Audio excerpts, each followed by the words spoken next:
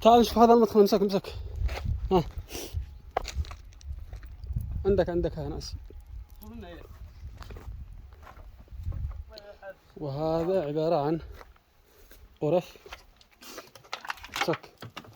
بقى شيء حنش. لا تهزش، هو ما عاد شيء كثير. هذا عبارة عن غرف مليئة بالمش. خل شوف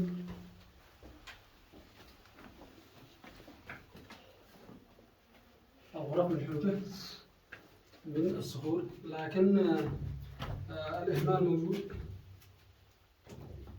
هذا يشوف، هذا عبارة عن غرفة صغيرة صح؟ وهذا زي ايش هو هذا؟ تقريبا حق الأبواب هذا صح؟ ايوه هذا الأبواب.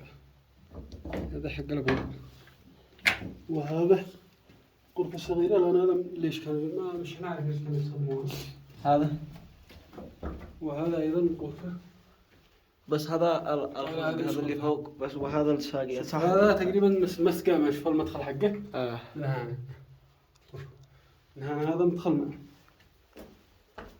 وهذا عبارة عن بوابة، هذه بوابة. وهذا الحفر، هذا تقريبا اللي كانت تمسك البوابة الرسمية حق الغرفة صح؟ هذا المواقع الصغيرة مش عارفين ليش كانت هذا بالضبط. هذا مسكان حقهم. هذا من هنا انكسر وتهدم. اتصورش من هنا. شوف هذا هنا مدخل الغرفة. وهذا ايضا كانت تتباع هذا صح؟ كانت تتباع بس انه تهدم مع التاريخ.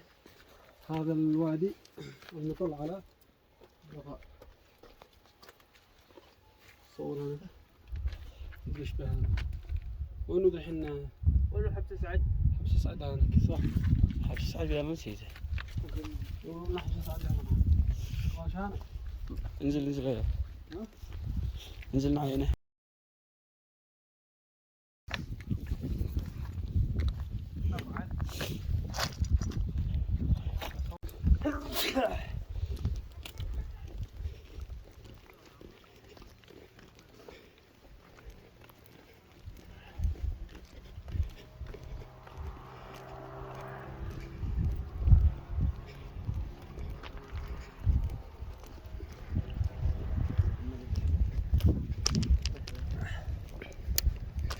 في طريقنا إلى مدينة ظفار التاريخية الحميرية. ما تخشش.